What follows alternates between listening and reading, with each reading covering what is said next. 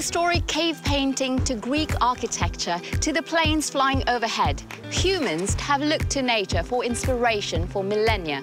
But did you know the word biomimicry, the way we've been copying nature, has only been around for the last 50 years or so? We'll find out more about it on this episode of Sustainable Energy.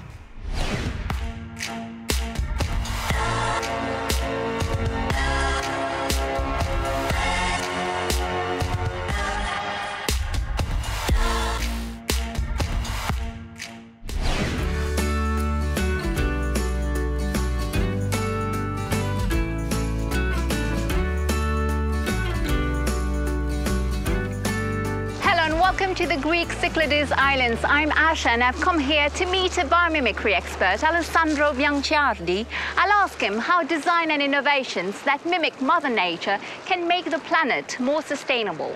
Also coming up on the show, we take you through some facts and figures on bio-inspired innovations that combine efficiency with sustainability. We head to Rotterdam and Vancouver, where two biomimicry experts are proposing to use algae and circadian rhythms to reduce the impact of light pollution and keep people healthy. The way we're treating light right now, and especially in cities, is really bad. And later we go to Sweden to meet veteran architect Lars Nyquist. He's taken nature-based inspiration from termite mounds to design ventilation systems. Very simple, natural ventilation.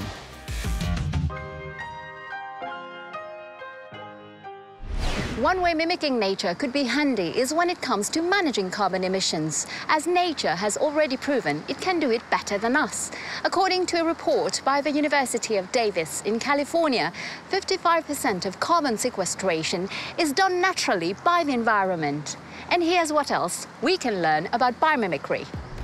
Since life first appeared on planet Earth around 3.8 billion years ago, nature has been developing its own solutions to challenges, whether it's flying, energy-saving solutions, CO2 processing through photosynthesis, and many more. Meanwhile, UN reports show that humans may be creating problems for nature with industrial systems, leading to rising temperatures, pollution, and biodiversity loss. So to achieve goals set up by the Paris Agreement to combat climate change and move towards a more sustainable future, the UN says we need a new technology framework. And that is where biomimicry comes in. Experts suggest our systems could work hand in hand with natural systems. Janine Benias is the biologist and designer who popularized the concept of biomimicry in 1997. I think people are going to biomimicry for the sustainability win, but they stay because of the novelty. Because what they found is category disrupting platform technologies. Examples of sustainable innovations using nature can be found all over the world. The design of Japan's Shinkansen bullet train was inspired by owl feathers, penguins, and the kingfisher's beak to reduce the sonic boom when the train entered tunnels. And why do you think it's called the World Wide Web? Bio-inspired innovations could account for $1.6 trillion of the global gross domestic product by 2030. It could also save money. The same study claims resource and pollution mitigation could amount to another $500 billion. But to reach that goal, biomimicry experts say collaboration between scientists, designers, engineers, and policymakers is key.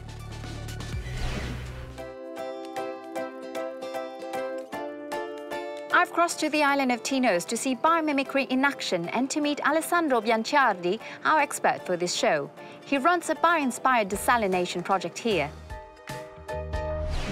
Alessandro, thank you for having us here today. You're welcome, Aisha. Can you tell us a little bit about this place and the project you're running here? Yes, this is a project called the Mangrove Technology Platform, you can see here, and it's a project that actually was funded by the European Union. We call it Mangrove Technology Platform because we take indeed inspiration from the mangrove ecosystems. They grew up in saline water. And in this type of ecosystem, the mangrove trees is the first one that colonized an empty coast because it has the capacity to desalinate water. And as it grows, it creates conditions conducive for other species to come, which slowly and together, they build up an entire ecosystem where before there was none. So the idea here, the analogy, is to reproduce this type of process, but with technologies. So this is what you're doing here? Basically, what we did, we took an already existing process, which is called the solar still, which is run by the sun, and we improved the design looking at how nature, for example, like plants, they absorb light, how they use capillarity to suck water up, so without pumping systems, and also how certain organisms, they regulate temperature or they are able to absorb moisture from the air. So the water goes in here? The water goes in here, it gets evaporated during the day with the sun, and it gets condensed in the internal part of the glass, and it gets collected. So you have fresh water coming out from here. It's very important because it allows to utilize saline water to grow crops, and eventually in other locations it could be used to regenerate land where land basically is not productive anymore.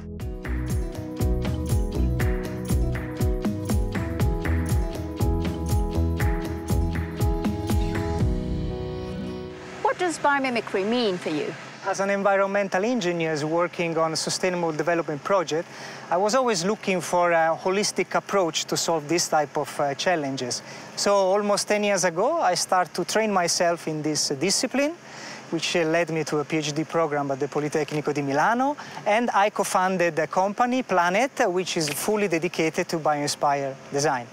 I've read about many projects like this one that are at the prototype stage. Why do you think it's difficult to get bio-inspired projects beyond that stage? First of all, when you try to emulate nature, you must be aware that sometimes natural processes are done at small scales and in milder conditions than the one that are needed for our society. So what happens is that sometimes when you try to scale up natural process, you are not able to reproduce them. Another issue for me is that nature can inspire you to find radical solutions to problems, and generally these are done in academic sector or young startup that they have great ideas. But of course, they find the usual obstacles that radical products have in entering the market. What areas of expertise are needed to take bio-inspired projects to the next stage? Well, biomimicry, by definition, let's say, is a multidisciplinary practice. Definitely, it's advisable to bring biologists to the process because they know they can indicate you which are the best natural models that you can emulate. And then it depends on the type of problems that you have to solve. If it's a technical problems, then you will need engineers, designers, architects. If it's a social problems, because biomimicry can be applied also to solve social problems, then maybe you need other expertise like planners, social scientists, economists. Thank you, Alessandro. You're welcome, Aisha. We'll take a quick break, but up next, we see how nature can offer solutions to reduce problems caused by artificial light. We should have trees that glow at night to replace street lights.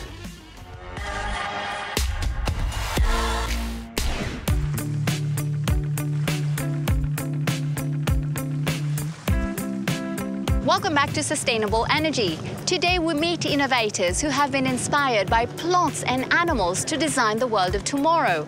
A world that perhaps could do with better lighting methods. You might have heard of the term light pollution. It turns out it's about more than just not being able to see the stars at night. It's posing a threat to our ecosystems and even to human health. But some people are working on it. Take a look.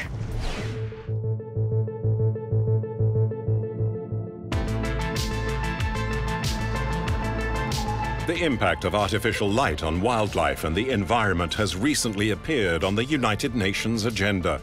In 2020, the UN stated it can disrupt photosynthesis and severely affect animal activity. And we humans are simply not programmed to receive that much light at night.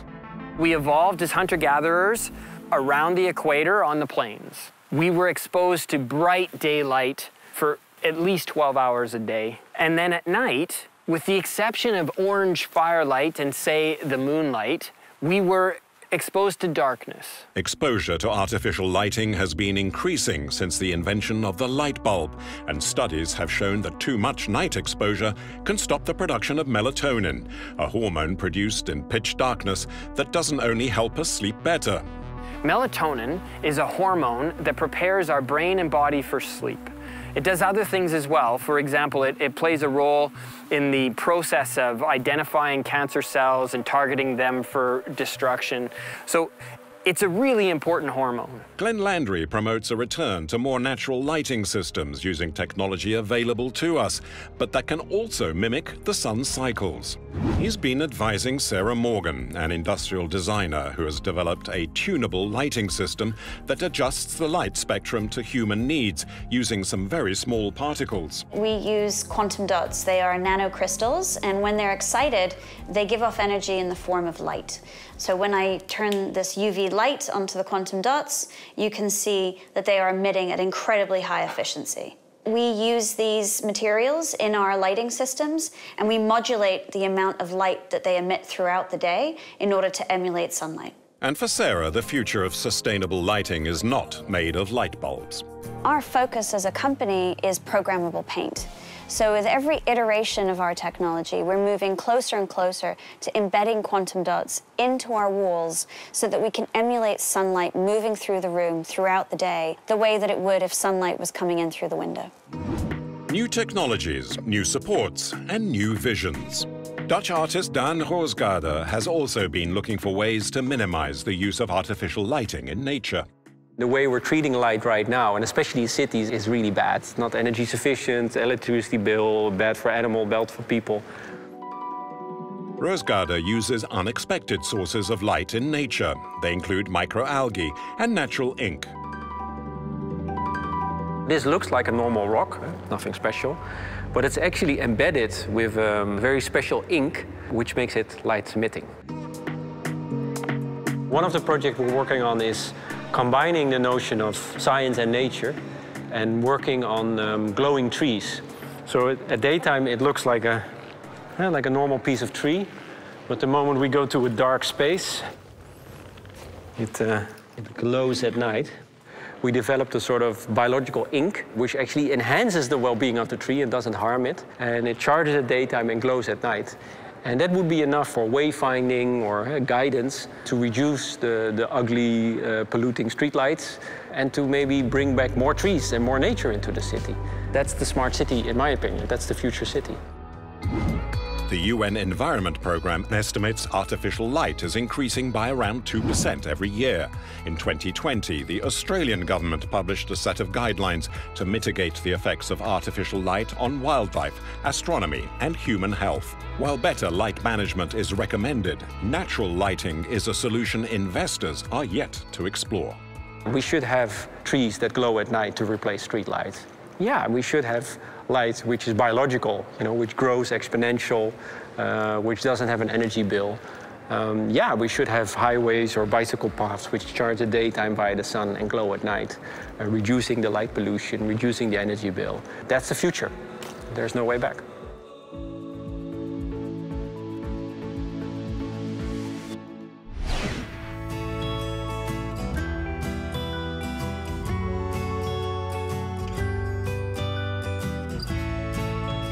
We are back in Tino's with Alessandro Bianciardi from Biomimicry Italia. How has biomimicry already helped shape the world we live in today?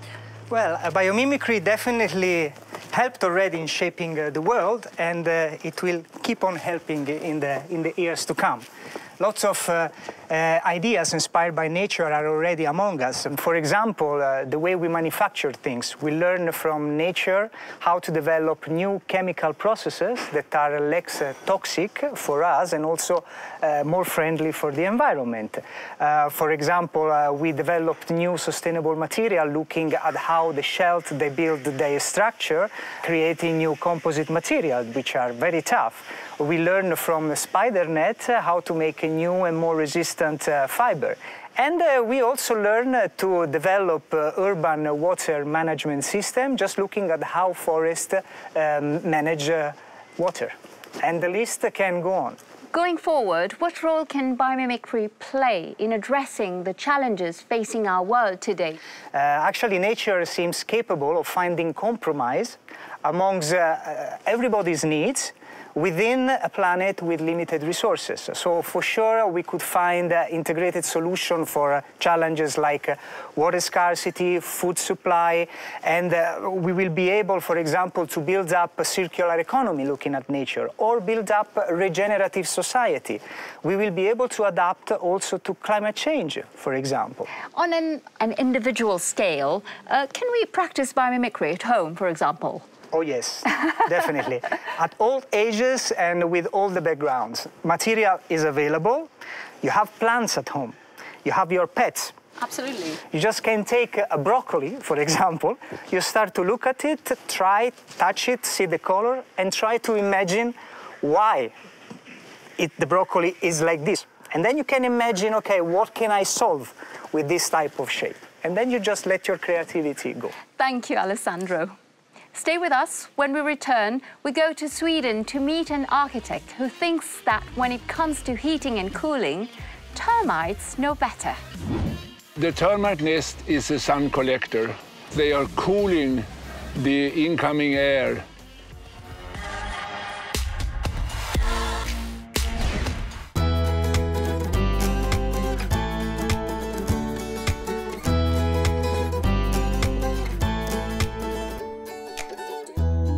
Welcome back to Sustainable Energy. Today we're looking at how we humans have been inspired by and even mimicked nature. In Sweden, one architect took the inspiration to solve a school's ventilation problem from a rather unlikely place.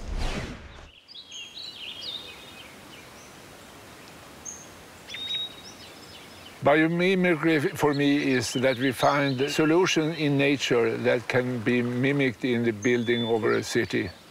I think this is the key for building the future cities.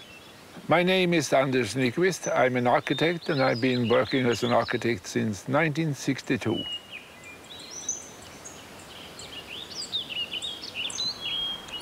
I think Lagerberg School is a good example for showing the eco-cycle adapted building concept. I was inspired by the termites. It's a biomimicry idea, and I read about it from other parts of the world, from Colombia and from South Africa and some other places. So the termite nest is a sun collector.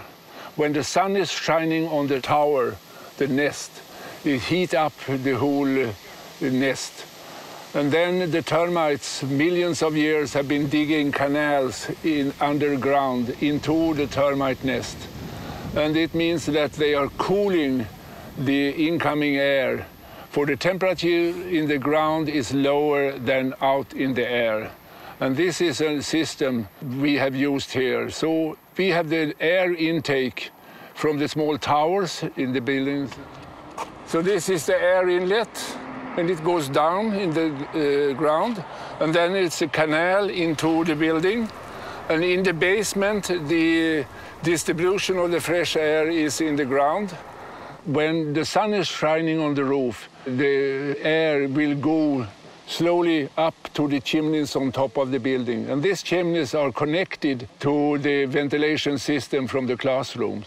And it means that in the winter, when it's minus 20 centigrades, we can heat up the air up to plus 2 centigrades. And it means that we are saving energy. And this is also a part of the cooling system in the summer.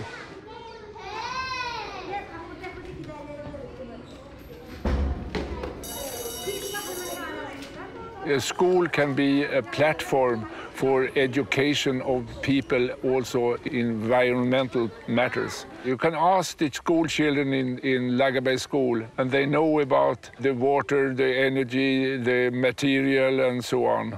And that's so beautiful. I'm very proud of it, yes.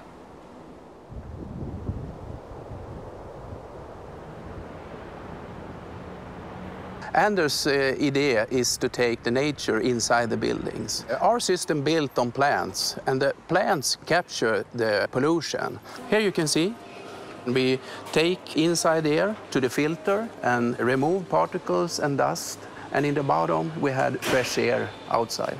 We can reduce energy consumption for about 50%.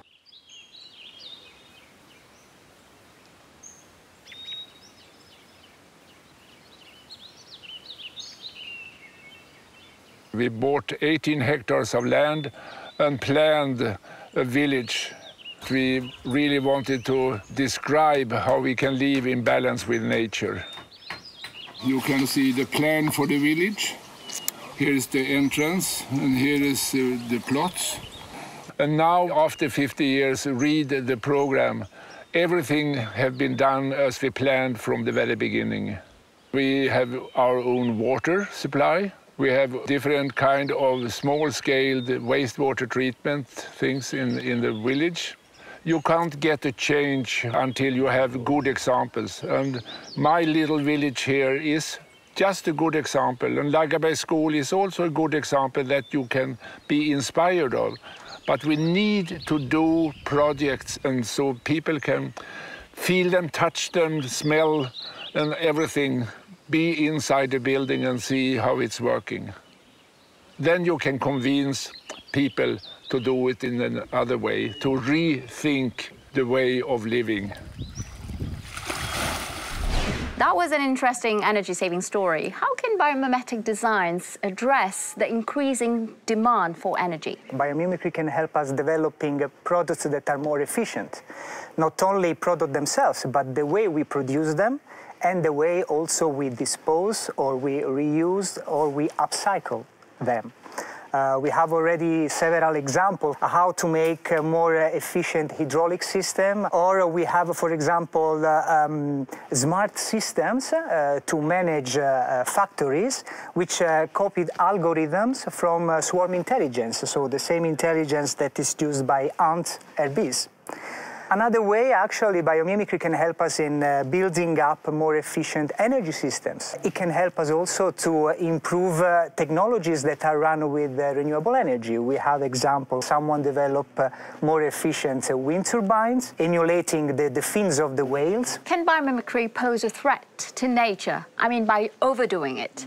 Well, biomimicry, it's a practice and is implemented by humans. There are examples of biomimicry applied for developing, for improving defense mechanisms, that you can call them also weapons, okay?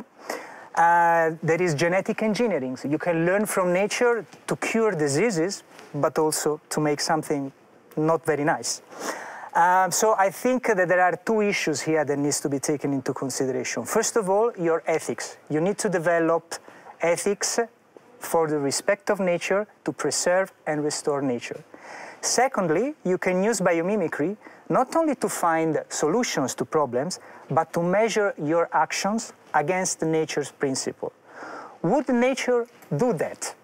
And if your answer is no, then most probably you should act differently. What's needed now to make biomimicry more widespread?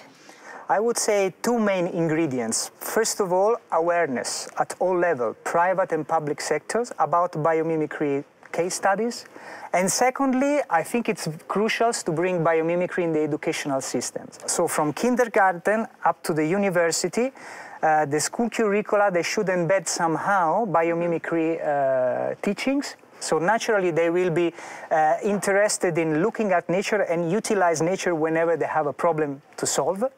They will consult the natures, and so basically it will become automatic for them. A natural reflex. A natural reflex, which hopefully at the end it will be able to develop, again, societies that are functioning like natural ecosystem. Thank you, Alessandro, for being with us. You're welcome.